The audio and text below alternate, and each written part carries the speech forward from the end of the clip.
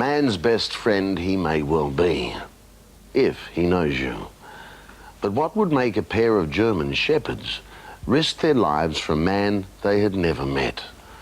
To plunge into a flowing river to rescue a complete stranger? We may never know the answer, but there's one thing Boyd Symington is sure about. An invisible bond was created that day, one that can never be broken. He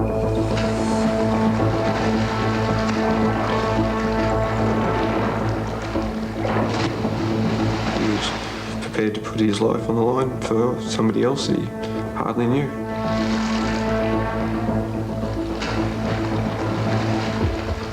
There is no doubt in any of our minds that the dogs actually calculated to go out and save him, and they really understood the urgency of it, and even when the dogs got out, the dogs were quite emotional, the same as what we were.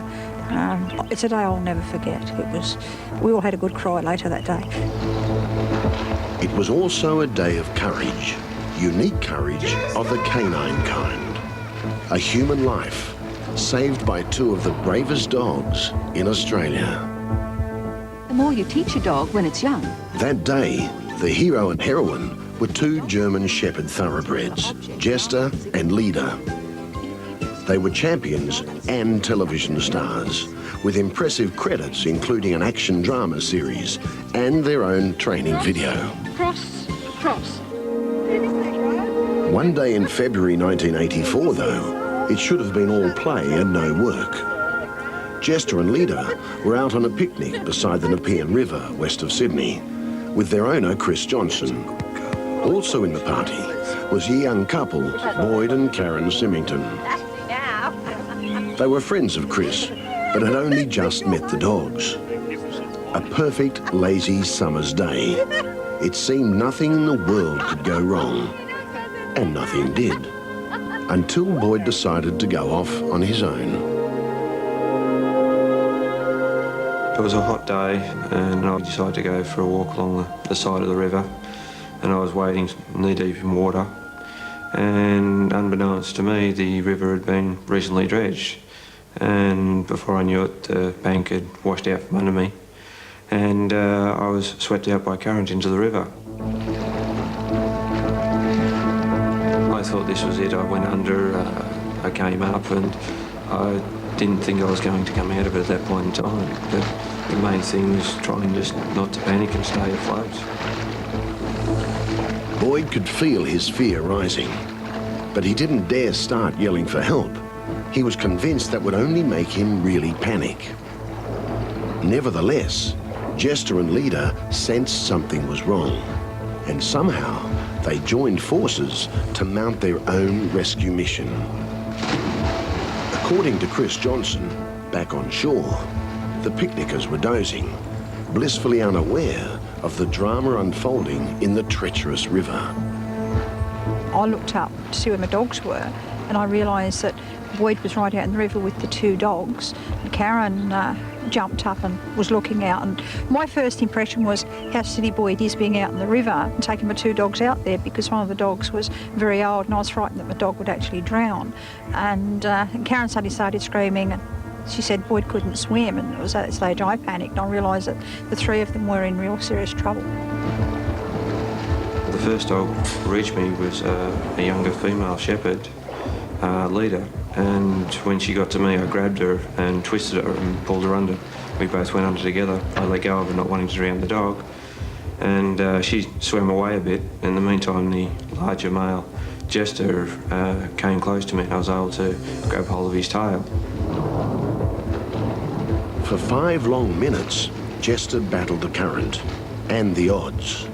One rapidly tiring dog, trying with all his might to tow a fully grown young man to safety. To Boyd at the time, it seemed like hours. It seemed they'd never make it. By now, Chris and her friends knew what was happening. They feared the worst and felt entirely helpless. In the water, Boyd, who couldn't swim. On shore, the three of them who couldn't either. But as Boyd and Jester edged closer and closer to the bank, they managed to form a human chain. Desperately, they reached out toward the exhausted pair. We grabbed Jester first and started dragging Jester up out of the river while Boyd continued to hold on to Jester's tugs. Had Boyd let go, he'd have been just swept back again by the current. And then we managed to grab hold of Boyd and we hauled the two of them out, and the pair of them just collapsed exhausted on the riverbank, and Boyd was crying and the dog was just exhausted. A truly amazing feat of courage. And more amazing still when you remember that Boyd hardly knew his two rescuers. As his wife Karen wrote later, "I will never forget that day when Jester and Leda placed an almost total stranger ahead of themselves. There are no braver dogs in all the world." Sentiments that were echoed across Australia. Jester and Leda were hailed as heroes and showered with awards. In July 1985, they were named the bravest dogs in the state of New South Wales. As for Boyd Symington, it's not too strong to say that he grew to love his rescuers and was totally devoted to them. 3 faithful friends for life. It seemed as though the whole urgency of the atmosphere made Leda and Jester great friends with Boyd.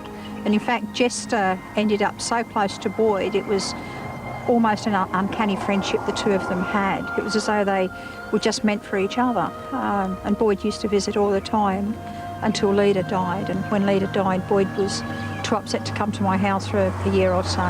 So I used to take Jester to visit Boyd. But one visit was different. Jester had been ill, and Boyd must have felt he'd never see his special mate again. I said goodbye. The dog didn't want to leave me. I had to physically carry him and put him in the car. And